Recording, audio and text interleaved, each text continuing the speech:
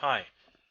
Probably a month or two ago, we received an email in from Don Waters who suggested a tutorial on doing kind of a page curl effect. So I'm going to try to do that here. It's not exactly the same as what Don had suggested, or he'd given us a nice example of one. This is probably a little more simplified, I'm not sure, but that's where the idea came from anyways. This is also probably the 6th time I've tried to record this, and so it'll be no surprise if I make even more mistakes than the first 5 times. So we'll see how it goes. Hopefully it won't be too bad. First things first, I will create a simple rectangle that's going to be my sheet or my photograph if you're going to do a photographic effect. So we'll just make that whatever proportions you want. We'll say it's something like this is fine. First thing, I want to convert this rectangle into a path. So we'll use object to path. So now this object is a path. I'll double click it to get the node tool, and I'm going to add 2 nodes, one here and one down here, and this is where my page curl is going to happen, this corner. So, and it doesn't have to be exact. Depending on what effect you want, I'm going to do something like this, add these 2 nodes, and then I'm going to grab this corner node and I'm just going to drag it up. So there's kind of maybe the page curl of the final edge of paper that I want. Next, I'm going to highlight this node and make it symmetric. Highlight this node and make it symmetric. And then I'm going to adjust each of these. Now this again is dependent on what kind of effect you want. You may want a rounder curve or a sharper curve. We'll just try and get something reasonably natural looking. You also might find that you see this page kind of comes up at the corner now, so you can also just hold the control key and drag this node down and this node out. You may have to adjust some of these other nodes if you're really trying to stay to a strict ratio of length to width on this piece of paper. So that looks pretty good enough for me. Probably just try to round this out a little bit more, that corner. Next, I want to create the back side of this curl of paper. So I'll highlight this and I will hit Control D to duplicate it. And I'm also going to change the opacity of this rectangle down just a little bit. It'll help me out a little bit later. So next, what I want to do is create another rectangle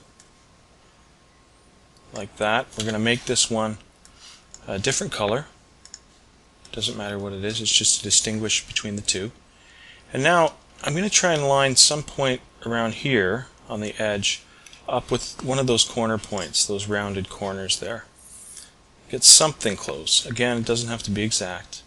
I'm going to single click this again till I get the rotation handles here. Before I rotate it, I'm going to grab that crosshair and try and line it up at that intersection point or something close to it. Now I can rotate this. Maybe you can see where I'm going with this. And what I'm aiming to do is to leave just a little bit of green hanging over here. Just a hair. The less the better, likely. I'll take this blue rectangle and I'm going to send it behind the green one. Now I'll highlight them both and do a path difference. Now this, obviously we want this middle triangle to fit in this page curl, so I want to get rid of these 2 other ones. A quick way of doing it, the reason I wanted that green overhang is I wanted 3 separate closed paths. So now I can hit either Control-Shift-K or Path Break Apart, and now I can just highlight one, hit delete, highlight the other, hit delete, and I'm left with the one I want. And I'll move it over close to where it's going to be and just slide that into place. Okay, so there's the back of my page curl. Now if you want to get the colors a little more realistic, if you're going to do a photographic effect like I'm going to do here, then I'm going to want colors that are a little more photo paper like. So what I'll do is first of all go to yellow somewhere in the yellow range. I'll back off the saturation a little bit and just increase the lightness. So you get kind of a cream color there. And now for the page curl, what I'll do is I'll actually, while I've got that page selected, I will triple click, I guess, this RGB value, hit Control-C to copy it, and I'll select the page curl itself, get in there and paste in that value again so it matches up, and then I'm just going to drag the lightness slider down slightly. I wanted the same kind of tone of color but a darker version of it. You could probably go a little bit, maybe even a little bit darker. You can also do a gradient here if you'd like to get more of a realistic effect. So if we did that, what I would likely do is start with this color, then hit the gradient button, linear, actually make sure that your opacity is up. Okay, so we're going to make this a little bit, maybe a little bit darker. Then I will go to a gradient and I'll edit that gradient. I'll start with this color, change to the other stop, make it opaque, so now it's flat and both stops are the same, and I'll make one of the stops darker. Okay. Once I've done that, I can then, when that's selected, I can hit the gradient tool, and I'm going to want, light around the tip and darker as it progresses to the corner, something like that. And that to me is still probably too dark, but yeah, maybe I can fix it up quickly here. Told you I'd mess up. We want both stops to be lighter than that significantly.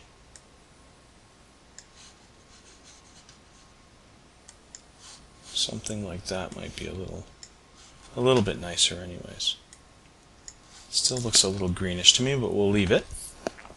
Next, I'm going to create a shadow under the whole paper. So to do that, I'm going to window both objects, hit Control-D to duplicate them, and when they're both selected here on the duplicate, I'm going to combine them, Control-K. They become one shape, and I'll bring up the Fill and Stroke dialog box, change it to black, blur it a little bit. This is again to whatever your taste is, and once I have that shadow, I'll send it to the back and I'll drag it underneath my paper. I might move that down with the cursor key just a little bit. So now I've kind of set off that light paper here, if that's the type of effect you want. Next, I'm going to create a shadow under the curl. So I can select the curl portion, duplicate it. Instead of a gradient, we go back to a flat color, black, and before we blur it, what you might want to do is, if we just leave it like this and blur it, this blur here is going to be kind of doubled up and it's going to look a little heavier here. It might look a little unnatural. So what I'll do is double click to get the node tool for this path, and I'll just click and drag this end in a little bit before I apply the blur. So once that's selected, I'm going to apply some blur, a little bit too much, something like that, and I may actually even hit Control-D to duplicate that, make it even a little bit heavier, and I'm going to send each blur behind that paper fold. So now we've got our paper with a little more realistic fold perhaps, and next I'm going to show you how to put a picture on this, a photograph. So we start out with the paper, select it, the top, this cream portion, hit Control-D to duplicate it and drag it over. I'll probably change that to maybe something a little darker. It's not really that important, just to be a little clearer, and I'm going to change the opacity down to illustrate better what I'm doing. Next, I want to offset this in. I want a white border around my photo, or a paper border, so I want the actual bitmap to be a little bit smaller. so that some of this cream paper shows through from the back. Oop, didn't want to move that. So once that's selected, again, Control D to duplicate it, and now I'm going to hold Control Shift left bracket. That's basically the inset command. Control left bracket, I guess, is, I think it's Control Shift left bracket. Keep things centered, and I'm going to offset in to whatever kind of border I want. So that's where I want my photo to be. I'll double click it to get the path editor, and what I'm going to do is delete these paths, probably even, let's see what happens if we delete that path and that path. So what I want to do is, I want this to be a curve through here, fairly natural looking. So there we go, that's what I want. Now the only thing I have to double check is that once my photo is clipped to this shape, I want to make sure it doesn't hang out here. So one way to check is to, again, create a duplicate of that final shape, drag it over to where the photo is going to be, and you can see that I have a bit of a problem. This green part hangs out here. So what I'll do is double click it to get the path editor, and I'm going to add a node here. Okay, I'm going to make that node a corner, and I'm going to drag it in here, and I may drag these back out to get that same natural curve that I had originally. Make sure that the green part doesn't come out of the paper fold. You can also move this up if you'd like. And just play around with this till you get a shape that looks good. So now we can get rid of that stuff, bring this one back over, and it's time to now import our photo. So we'll go File, Import. There it is there. I'm going to, while it's selected, reduce its opacity just for the time being. And I might, shrink this, make it bigger, whatever you need to do. Make it slightly larger. Probably not the ideal size, won't get the whole sign in, but that's fine. So I might choose to clip it there. I'll send this behind the shape. I'll select both and then say Object, Clip, Set. So there's our clipped shape. Before we forget, we'll turn back up the opacity